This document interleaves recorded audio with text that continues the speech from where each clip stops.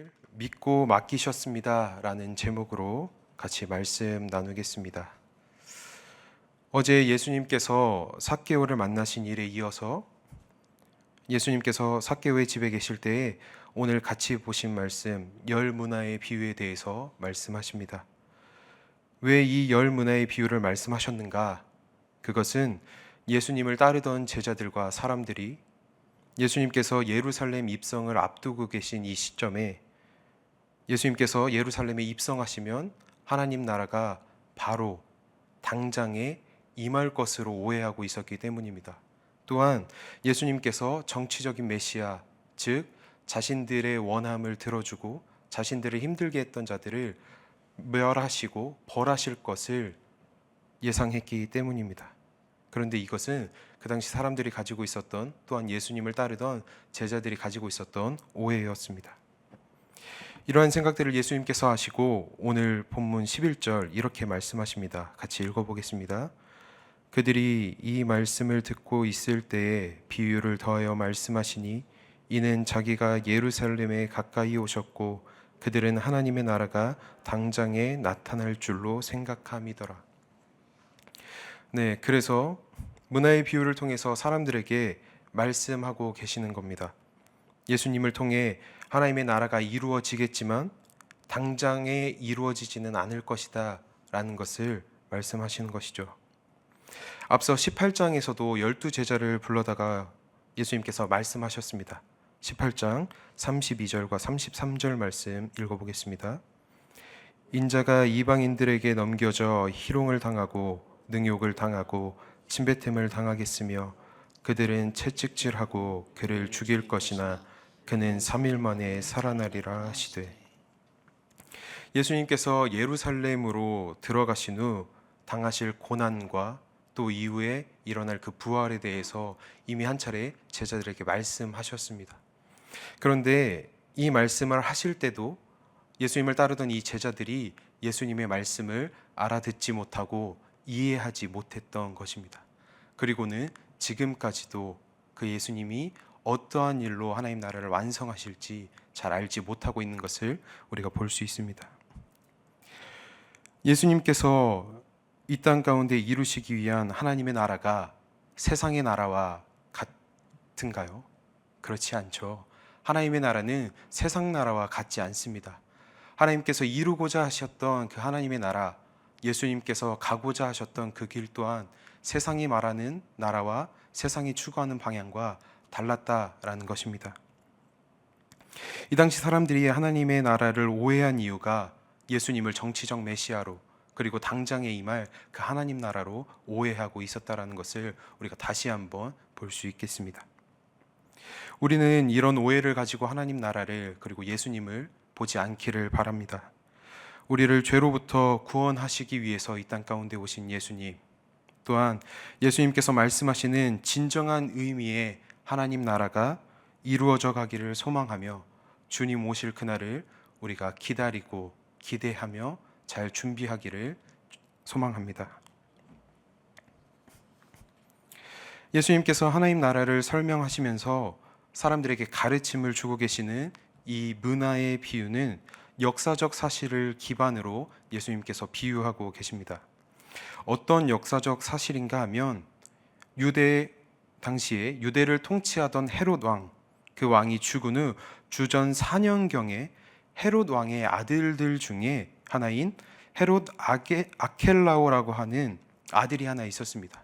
그런데 이 아들이 유대의 통치권을 제가받기 위해서 로마 황제 아우구스투스를 아련하기 위해 갑니다. 그런데 이 아켈라오가 어떤 사람이었는가 하면 폭정을 하는 사람이었습니다. 굉장히 포악스러운 성격을 가진 사람이었던 것이죠. 그러니 유대 사람들이 이 아켈라오가 왕이 되는 것을 기뻐했겠습니까? 그렇지 않았습니다. 왕이 되는 것을 반대하고 거절했다라는 것이죠. 그래서 이 아켈라오가 로마 황제를 만나러 가는 그 길 가운데에 유대 사람들이 사절을 몇십 명 그 왕에게 보내어 탄원서를 제출하게 됩니다. 이 유대 사람들의 탄원을 들은 로마 황제는 그것을 받아들이고 아켈라오가 유대와 사마리아를 통치할 수 있는 권한은 주지만 왕권은 허락하지 않습니다. 결국 왕이 아닌 지역을 다스리는 분봉왕 정도에 그치게 된 것입니다. 이러한 역사적 배경을 알고 계셨던 예수님께서 또한 그 당시 이런 역사적 배경에 대한 이야기가 익숙했던 그 사람들에게 예수님께서 이 열 문화에 등장하는 이 귀인의 모습을 통틀어 말씀하고 계신 것입니다. 이 사람들이 알아듣기 편한 이야기, 이해할 수 있는 말로 비유하셨다라는 것입니다. 오늘 말씀에서도 보면 예수님께서 같은 내용으로 비유하시는 그 비유를 볼 수 있습니다. 어떤 귀인이 왕위를 받아가지고 오려고 먼 나라로 갈 때에 그 백성이 그를 미워하여 사자를 뒤로 보내 이르되 우리는 이 사람이 우리의 왕됨을 원하지 아니하였나이다 하였더라라고 말씀에 기록되어 있습니다. 어떻습니까? 아켈라오의 이야기와 굉장히 흡사하지 않습니까? 지금 이 삭개오의 집 안에서 예수님께서 말씀을 전하실 때에 그 자리 가운데 있었던 사람들 또한 예수님께서 왕 되심을 그닥 원하지 않고 반대하고 있었다라는 것을 우리가 알 수 있겠습니다. 그럼 오늘 예수님의 말씀이 도대체 무엇을 말씀하고자 하시는 것인가? 예루살렘이 눈앞인데 예수님께서 그 예루살렘으로 입성하실 때에 왕이 되시기 위해서 누구의 허락을 받아야 된다라는 말씀을 하고자 하시는 것인가? 아니면 예수님이 결국 왕이 되지 못하고 분봉왕 정도로 그칠 것을 말씀하시는 것인가? 그것을 말씀하시는 것이 아니다라는 겁니다. 예수님께서 도대체 무엇을 말씀하시고 이 사람들에게 알려주시기 위해서 이 비유를 들어 말씀을 하셨는가? 예수님께서 이 비유를 통해 말씀하신 이유는 그 안에 예수님의 마음, 예수님의 메시지가 담겨져 있습니다. 예수님께서 예루살렘에 입성하시면 하나님 나라가 당장에 일어날 것으로 오해했던 그 사람들의 오해를 먼저 풀어주시기 위해서 말씀하십니다. 자신들이 즉시 구원을 받아 편함을 누리고 예수님을 따르는 그 사람들이 예수님을 따르지 않던 사람들이 즉시 심판을 받을 그런 나라가 바로 나타날 것이다 라는 이 오해, 처음에 말씀드렸던 그 오해 가운데 그 오해를 먼저 풀기 위해서 본문 13절과 15절 말씀을 통해서 말씀하십니다. 우리 13절 15절 같이 읽어보겠습니다. 그 종 열을 불러 은화 열 문화를 주며 이르되 내가 돌아올 때까지 장사하라 하니라. 귀인이 왕위를 받아가지고 돌아와서 은화를 준 종들이 각각 어떻게 장사하였는지 알고자 하여 그들을 부르니. 네, 비유 속 귀인이 왕위를 받으러 가면서 그의 종 10명을 불러다가 각각 한 문화씩을 주고 장사를 하게 시킵니다. 장사라고 하는 이 단어의 원어적 의미를 보면 사업하다라는 의미를 가지고 있습니다. 사업이라는 것이 과연 하루 이틀 만에 끝날 일인가요? 그렇지 않죠. 사업을 구상하고 계획하고 장사를 시작하고 이윤을 내기까지 많은 시간이 걸립니다. 오늘 이 앞에 이 말씀들을 통해서 예수님이 무엇을 말씀하시는가? 하나님의 나라가 당장에 임할 것이다 라는 오해를 가지고 있었던 이 사람들에게 하나님의 나라가 그리 빨리 오지 않을 수 있다라는 것을 먼저 설명하시는 것입니다. 그러면서 당장에 하나님 나라가 이루어지는 것보다 무엇이 더 중요한가를 이 문화의 비유를 통해서 말씀하고 계시는 것이죠. 그것은 이 땅에 이루어질 하나님 나라를 어떻게 기다릴 것이냐라고 하는 것입니다. 장사라는 이 주인의 말에 이어서 주인이 왕위를 받아 돌아온 후 한 문화씩 준 그 종들을 불러다가 어떻게 장사했는지를 물어봅니다. 그 중에 첫 번째 종이 나와 주인이 준 한 문화로 10문화를 남겼다고 말합니다. 이에 주인이 이렇게 대답합니다. 오늘 17절 말씀 같이 읽어보겠습니다. 주인이 이르되 잘하였다 착한 종이여 내가 지극히 작은 것에 충성하였으니 10 고을 권세를 차지하라 하고. 주인이 첫 번째 종을 칭찬하며 지극히 작은 일에 충성했다라고 말합니다. 여기서 우리가 문화의 가치를 한번 보면 한 문화는 100데나리온의 가치를 지니고 있었습니다. 즉 100일치에 해당하는 임금이 한 문화의 가치였다라는 것이죠. 주인에게는 어쩌면 이 한 문화 100일치에 해당하는 임금이 그닥 중요하지 않았을 수 있습니다. 그 일 자체가, 이 한 문화를 가지고 장사하는 일 자체가 주인이 보기에는 작은 일이었을 수 있다라는 것이죠. 그런데 이 첫 번째 종이 자기가 맡은 그 일에 대해서 충성을 다해서, 자신의 마음을 다해서 10배의 이윤을 남겼다라는 것입니다. 이에 주인이 그 모습을 보고 10고을을 다스릴 수 있는 권세를 주었다라고 표현합니다. 주인에게는 10배의 이윤을 남긴 것보다 이 종이 성실히 자기가 맡은 일을 한 것을 더 중히 봤다라는 것입니다. 또 두 번째 종이 와서 주인이 준 한 문화를 가지고 5문화를 남겼다라고 얘기합니다. 그러자 주인이 이 5문화를 남긴 종에게 5고을을 다스릴 수 있는 권한을 또 부여해 줍니다. 그리고 난 후에 이번에는 어떤 한 종이, 그 한 문화를 받았던 종 중에 한 사람이 주인에게 나와 이렇게 얘기합니다. 주인이 준 한 문화를 보여주며 수건에 싸서 보관해 두었다라고 얘기합니다. 그러면서 주인에게 이렇게 말하는데, 우리 21절 말씀을 쉬운 성경으로 같이 읽어보겠습니다. 주인님은 엄하신 분이라 제가 주인님을 두려워하여 그렇게 했습니다. 주인님은 맡기지 않은 것을 가져가고 심지도 않은 것을 거두어 들이십니다. 그러자 주인이 이렇게 얘기합니다. 본문 22절, 23절 말씀도 읽어보겠습니다. 악한 종아, 내가 내 말로 너를 심판하노니 너는 내가 두지 않은 것을 취하고 심지 않은 것을 거두는 엄한 사람인 줄로 알았느냐? 그러면 어찌하여 내 돈을 은행에 맡기지 아니하였느냐? 그리하였으면 내가 와서 그 이자와 함께 그 돈을 찾았으리라. 네, 이 한 사람으로 표현된 종은 주인이 엄하신 분이라 장사를 하지 않고 수건에 쌓아두었다고 말합니다. 장사를 하다가 혹여 손해가 생기면 그 손해를 자신이 갚아야 할 것이라고 생각하며 주인을 오해하고 있었던 것입니다. 그 오해에 따른 결과가 어떠한 것이었냐? 자신에게 맡겨진 책임을 다하지 않고 주인이 무서워서 그랬다라고 하는 변명으로 말합니다. 그러면서 주인의 탓으로 돌리고 있는 것이죠. 왕위를 얻은 이 주인이 한 문화, 10문화가 중요했을까요? 앞에서 말씀드린 것과 같이 이것은, 그 금액의 가치는 크게 중요하지 않았을 것입니다. 주인은 이 종의 말에 그럼 은행에 맡겼으면 그 이자라도 생겼을 것이 아니냐라고 말하면서 책망합니다. 결국 이 종은 자신에게 맡겨진 기본적인 책임도 다하지 않으면서 자신의 충성되지 않은 모습과 게으른 모습을 주인의 탓으로 돌리고 있는 것입니다. 이에 주인이 이 종에게 있던 한 문화를 빼앗아 10문화 있는 자에게 주라라고 얘기합니다. 또한 사람들에게 말하기를 있는 자는 받겠고 없는 자는 그 있는 것도 뺏길 것이다 라고 말하고 있습니다.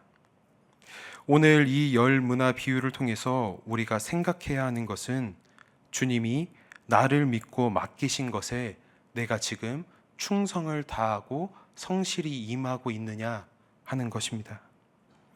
비유에 등장하는 이 주인에게 종이 10명만 있었겠습니까? 더 있었을 수도 있을 것입니다. 그런데 그 중에 10명을 택해서 각각 한 사람에게 한 문화씩을 주고 있는 것입니다. 그리고는 그 한 문화로 장사를 하라는 명령을, 그 맡김을 하고 있습니다. 이때에 오늘 비유에 등장하는 3명의 종들을 제외하고도 7명의 종이 더 있지 않았겠습니까? 그런데 그들이 장사를 하다가 손해를 보게 되었는지 또는 이윤을 얻게 되었는지에 대한 내용은 기록되어 있지 않습니다. 그러나 비유에 드러난 3명의 종의 모습을 볼 때에 주인에게는 장사를 통한 이윤이 중요하기보다 맡겨진 일에 대하여 얼마나 성실하게, 얼마나 최선을 다해서 얼마나 그 주인을 향한 충성을 보였는지가 더 중요하다라는 것을 우리가 볼 수 있겠습니다. 주님 앞에 우리 또한 같습니다. 하나님 나라가 이 땅에 언제 이루어질지 모르고 예수님이 언제 다시 오실지 우리는 명확히 알 수 없으나 호련히 임하시는 그 성령님, 또한 주님께서 우리에게 믿고 맡기신 일을 우리가 얼마나 최선을 다해서 성실하게 충성을 다해 하나님께 올려드릴 것인가, 주님은 그것을 보신다라는 것입니다. 예수님께서 삭개오의 집에서 말씀하셨습니다. 인자가 온 것은 잃어버린 자를 찾아 구원하려 함이라.